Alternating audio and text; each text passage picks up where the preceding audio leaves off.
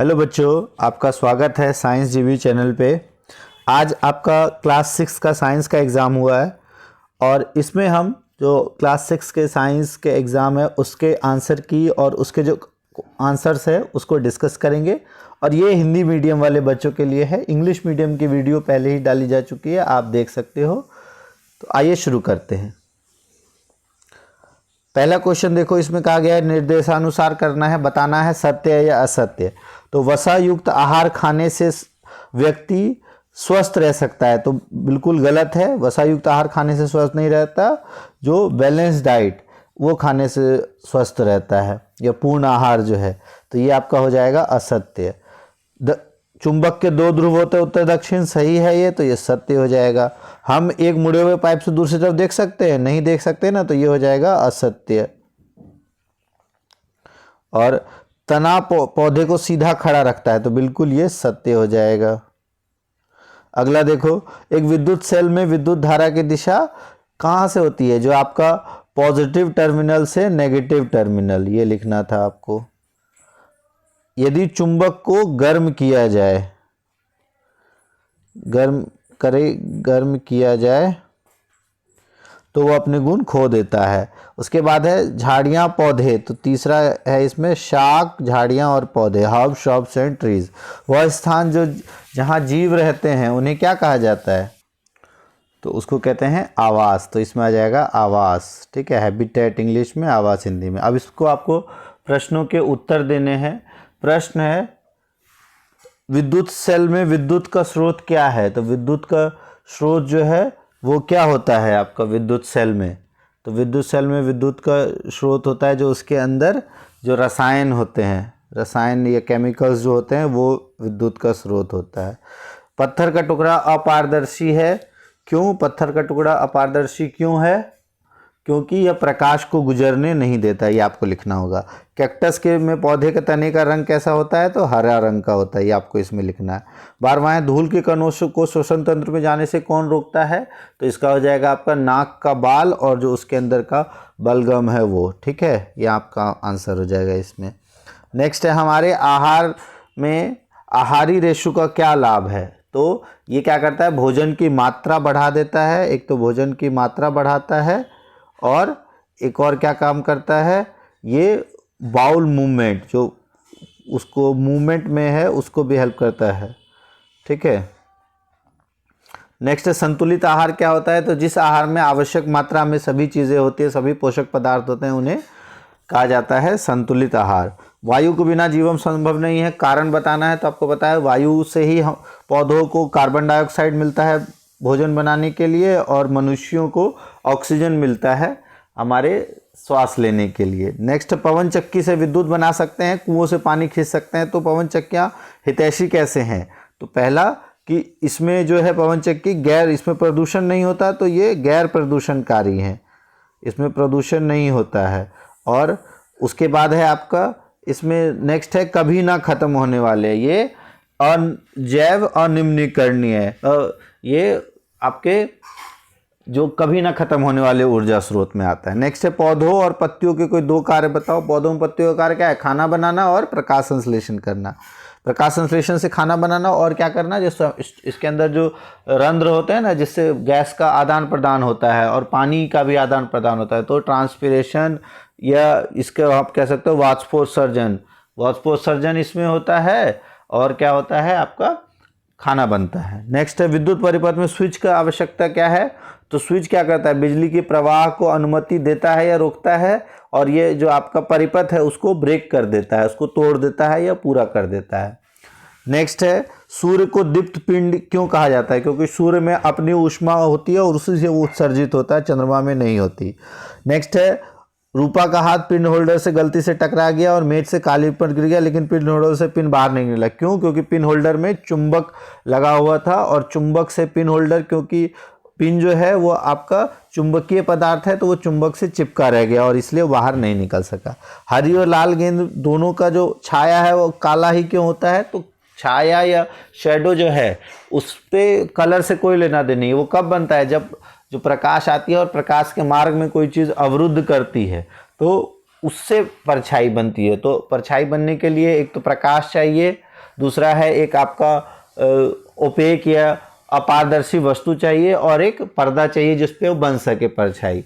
तो नेक्स्ट यही क्वेश्चन था, छाया निर्माण के लिए क्या क्या परिस्थिति है, तो यही 3 परिस्थिति है। नेक्स्ट है, आपके घर में स्विच की मरम्मत के समय विद्युत मिस्त्री रबड़ के दस्ताने क्यों पहनता है? क्योंकि रबड़ जो है वे विद्युत का कुचालक होता है और उसको झटका लगने से बच जाएगा। इसी को आपको एक्सप्लेन करना था।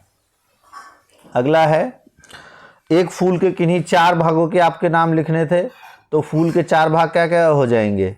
इसमें आप जो 4 भाग हो जाते हैं आपके पंखुड़ी, पुंकेसर, स्त्री केसर और बाह्य दल।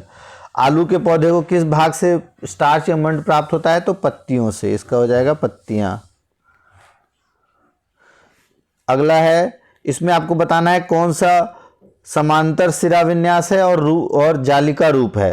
तो जो भी अनाज होते हैं वो समानांतर होते हैं, आपको पता होना चाहिए। तो ये आपका समानांतर है, ठीक है। गेहूं, मक्का और घास ये समानांतर हो गए, और तुलसी, धनिया और गुड़हल ये जालिका रूपी सिरा विन्यास हो गया। जो पत्तियों में देखते हो ना इस तरह का, जैसे पत्तियां होती हैं आपकी, और इस तरह का जिसमें होता है, ये हो गया आपका जालिका रूपी। और जो पत्तियों में अगर आप ऐसे बनाते हो और यहीं से इस तरह से रहते हैं यहाँ पे, तो वो होता है आपका समांतर सिरा विन्यास। नेक्स्ट है, चुंबकीय पदार्थ और अचुंबकीय पदार्थ का अंतर। तो एक तो चुंबक से के प्रति आकर्षित होते हैं और अचुंबकीय चुंबक के प्रति कोई आकर्षित नहीं होते। और उदाहरण देना है एक एक, तो इसका कोई भी लोहे का उदाहरण दे, पिन जो आपका एग्जाम्पल है, पिन का आप उदाहरण दे सकते हो, लोहे का बना पिन। और जो नहीं चिपकता, कोई भी आपका ग्लास, कोई प्लास्टिक की कोई चीज़, वो आप दे सकते हो। खिलौनों के कार में चुंबक छिपाया, उसका ध्रुव पता करना है, तो आप बता सकते थे। इसमें एक्सप्लेन करना है कि मान लो ये आपका नॉर्थ और साउथ है, ये खिलौना है, अगर ये इसके साथ अट्रैक्ट हो रहा है, मतलब आकर्षित हो रहा है, तो यहाँ पर कौन सा ध्रुव होगा? यहाँ नॉर्थ होगा, यहाँ साउथ होगा। और अगर ये आकर्षित नहीं होकर दूर भाग रहा है, तब यहाँ साउथ होगा और यहाँ नॉर्थ होगा। तो ये आपको बताना था। अगला है, इसमें आपको मिलान करना है हड्डी और दंत क्षय। तो हड्डी और दंत क्षय किसके कमी के कारण होता है? तो कैल्शियम की कमी के कारण। और रक्तता, रक्त कम बनता है, वो किसके कमी के कारण? तो लोहे की कमी के कारण। कमजोर दृष्टि विटामिन ए की कमी के कारण। बेरी विटामिन बी। घोंघा आयोडीन, घेंगा। Rickets vitamin D. तो इस तरह से आपके 6 क्वेश्चन बहुत आसानी से कर सकते थे। 13वां क्वेश्चन देखो, इसमें कहा गया है कि कौन सा इस कथन इसमें गलत है? सांस लेने के हवा की आवश्यकता होती है, ये सही है।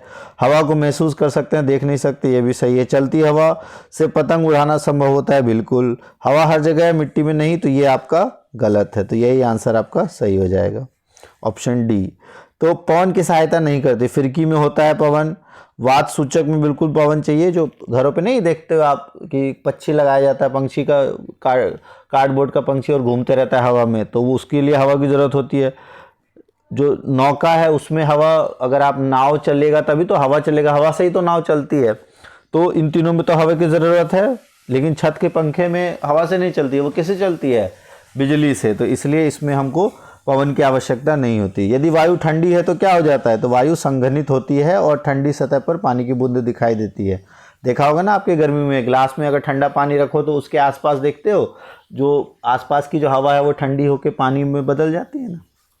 अगला है, वायु में कौन सा कथन सत्य नहीं है? यह पवन चक्की घुमाती है, सत्य है। हवाई जहाज की गति में सहायक है, ये भी सत्य है। पक्षी भी उसी के कारण उड़ पाते हैं, ये भी सत्य है। तो जल चक्र में वायु की कोई भूमिका नहीं है, तो इसका आंसर हो जाएगा डी। अब है, इसमें चिंकू ने कटोरे में 10 दाने डाले और पूरा पानी भर दिया। पिंकू ने गीला कपड़ा लिया और रुई का टुकड़ा लिया हल्का गीला और उसमें दाने रखे, और टिंकू ने सिर्फ चने डाल दिए। तो हवा सबसे ज़्यादा किस में मिलेगी? तो सबसे ज़्यादा तो टिंकू को मिलेगा और पिंकू को। चिंकू के कटोरे में कम रहेगी हवा, क्योंकि पानी पूरा भरा हुआ है। तो इसका आंसर पहला हो जाएगा आपका पिंकू और टिंकू, तो ऑप्शन नंबर बी। दूसरा है, पानी किस किस में मिलेगा? तो पहले वाले में मतलब चिंकू में मिलेगा और पिंकू में। तो पानी, चिंकू और पिंकू, इसका आंसर हो जाएगा ए। इनमें से किस में अंकुरित होंगे? तो जिसमें पानी मिलेगा वो अंकुरित होंगे, ठीक है। लेकिन अब अगर आप इसका आंसर देखो, पूरी तरह से पानी में भरा रहेगा तो नहीं होगा, उसको थोड़ा हवा भी चाहिए और पानी भी चाहिए। तो सिर्फ जो दूसरा था, दूसरा कौन था आपका? पिंकू। तो दूसरा पिंकू हो जाएगा इसका सही आंसर।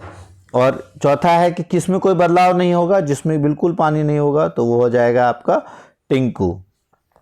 अगला है मछलियां एक दूसरे को खतरे की चेतावनी किस द्वारा देती है? विद्युत तरंगों द्वारा। मनुष्य एक ऐसा जंतु जो पानी के अंदर और जमीन के ऊपर, तो होता है मेंढक, जिसे उभयचर कहते हैं ना। और कौन सा जैविक कारक है? तो जिनमें प्राण होता है वो जैविक कारक है। तो देखो जंतु और पौधे, जल, पौधे, जंतु, तो जल भी है तो जल में नहीं होता तो ये नहीं होगा, सूर्य नहीं होता ये भी नहीं होगा, वायु में नहीं होता ये भी नहीं होगा। इसका आंसर रहेगा जंतु और पौधे सिर्फ। अजैविक कारक जिनमें प्राण नहीं होता है, तो वायु, जल, जंतु, तो जंतु तो आ गया, ये नहीं होगा। यहाँ जंतु है ये नहीं होगा, यहाँ जंतु ये नहीं होगा, तो सिर्फ ऑप्शन नंबर बी ही बचता है। तो इस तरह से ये हो जाएगा। तो इस तरह से आप अपने देख सकते हो, मिला सकते हो। जितने आपके नंबर आते हैं कमेंट करो और अपने दोस्तों तक ये वीडियो भेजो ताकि ज़्यादा से ज़्यादा लोग अपने चेक कर सकें। और अगर आपने इस चैनल को अभी तक सब्सक्राइब नहीं किया, सब्सक्राइब कर लो। इस पे आगे क्लासेस की और भी बहुत सारी 7th क्लास 8th क्लास की वीडियोज़ आएंगी, ठीक है। और अब आपकी छुट्टियां ही हैं तो एंजॉय करो अच्छे से, होली को अच्छे से होली खेलो, और ऑल द बेस्ट आपको रिजल्ट्स के लिए। Thank you for watching. देखने के लिए बहुत बहुत धन्यवाद।